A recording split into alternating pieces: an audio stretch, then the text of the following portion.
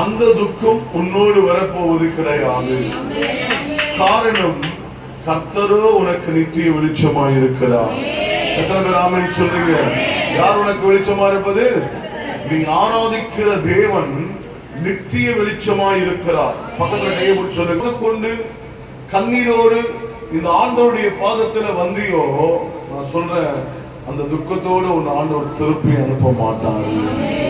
எத்தனை பேர் சொல்றீங்க ஆமென்? அல்லேலூயா. காரணம், அவர் வாழ்நாளெல்லாம் வெளிச்சமா இருப்பார். இந்த 8வது மாதம் 31ஆம் தேதி நாளுக்கு மாத்திரம் வெளிச்சமான தெய்வம் அல்ல.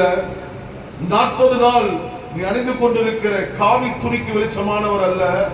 நல்ல கவனிங்க, மெழுகுவர்த்தியில வருகிற வெளிச்சம் அல்ல, டியூப்லைட்ல வருகிற வெளிச்சம் அல்ல. ஜீவ நாட்கள் எல்லாம் கர்த்தர் நமக்கு வெளிச்சமாயிருக்கிறார்.